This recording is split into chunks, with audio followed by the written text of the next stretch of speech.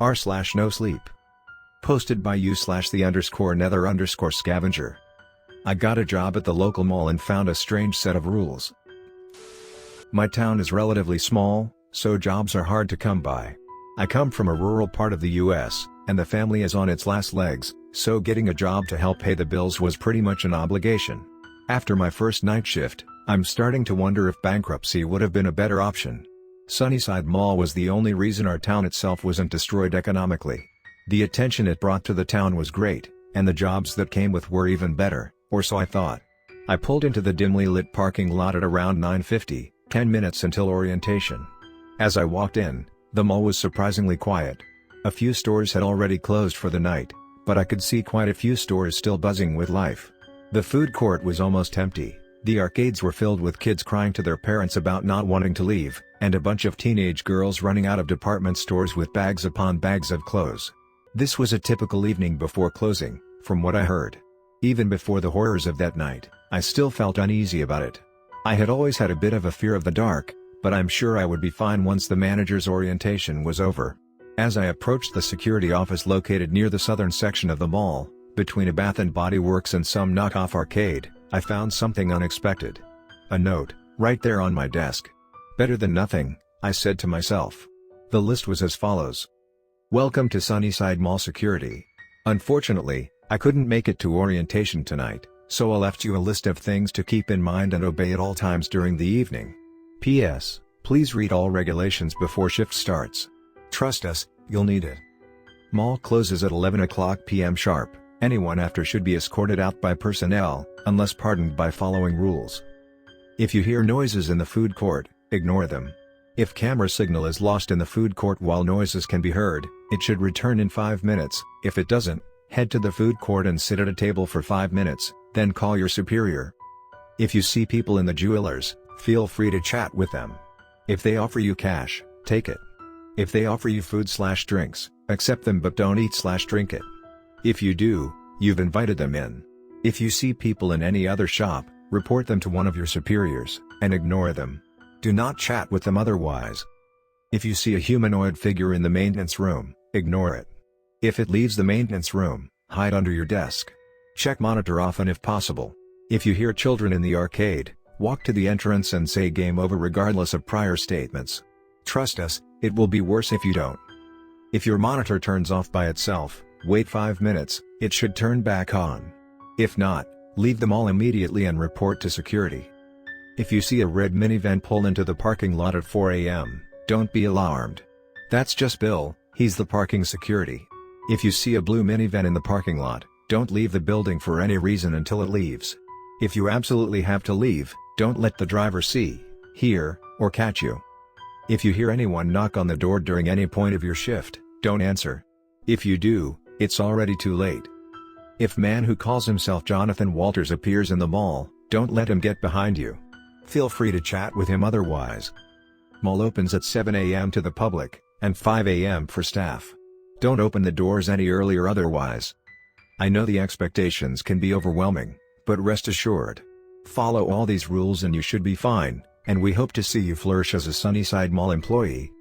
Best wishes, Bethany Woods, Security Manager. I didn't understand a single thing I just read. This was probably just some prank in the office to scare new employees.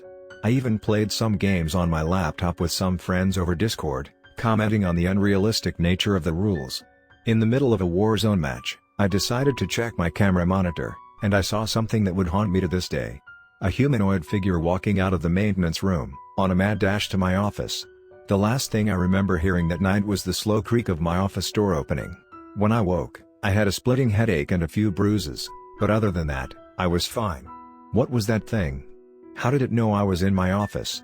Why can't I remember anything after it opening the door? There was no time for questions. I heard whispers in the outlet next to the office, coming from the vents. Rules, check the rules, I thought to myself frantically, still confused, scared, and not ready to piss off any more of those things. I grabbed my flashlight, loaded with 2 AA Duracells, ready to this thing's evening. I walked to the gate, took 2 quick breaths, and managed to stutter out the words "G game of Ver." The voices stopped. With this result, I was relieved. I bolted back to the office, shutting and locking the door at a speed I didn't know was possible, not wanting to screw up any other things in this godforsaken mall. Looking on the camera, I saw a few people in the jewelry outlet. No big deal, I could ignore if I wanted to. About 45 minutes after that, at about 2:15 a.m., I decided to walk around the mall a bit, using an app to send the camera feed to my phone, making my job much less stressful. On my walk, I saw an empty outlet and remembered that the mall used to have a Chuck E. Cheese there, back when I was in middle school.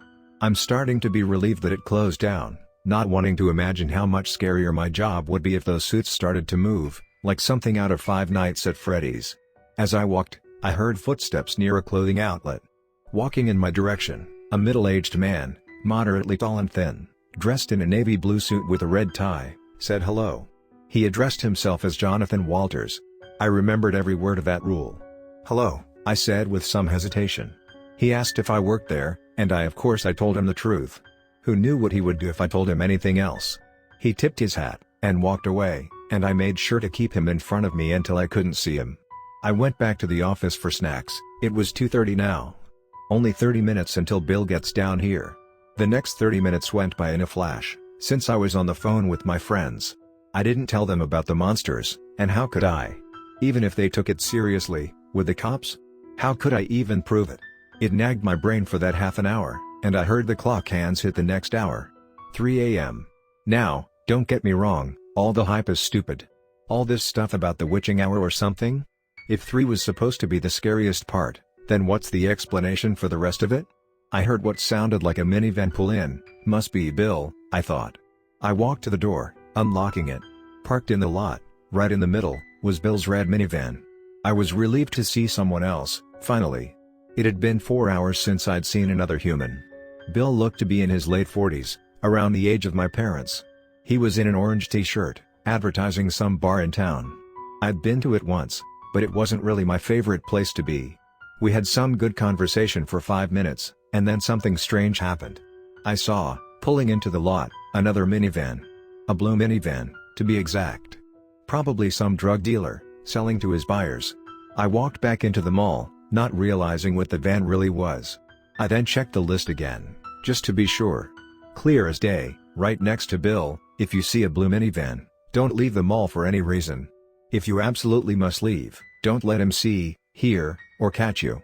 Thank God, I got back in before it saw me. The driver didn't seem to pay any attention to Bill, but seemed to be eyeballing the mall entrance. It scared the crap out of me when he looked at the camera, but he didn't do much more than that. The minivan started up again, and drove off. It was 4 a.m. now, just another hour of this crap before I finally get to leave. Just then, I heard voices in the food court.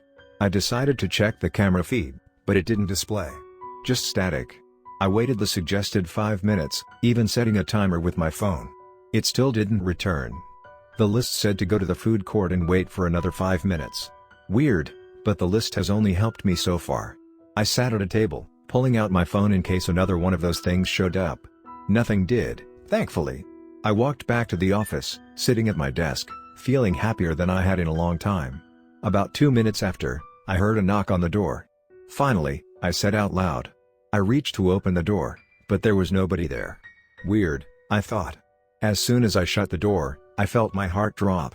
I looked at the list one last time, at 4:59 a.m. If you hear a knock on your door at any point during the night, don't answer. If you do, it's already too late. My clock has said 4:59 for 2 hours now. I know they're standing right behind me. I decided to write this story to tell you all about my last night. It's been hard to write this story without turning around. Sometimes it laughs, and I'm reminded how stupid I was to answer the door just as I was about to get out. I know now that escape isn't an option. The thing growls if I reach for the door. Maybe if I just run, they won't be able to catch me. I'll try it now. End of transmission, 4:59 a.m.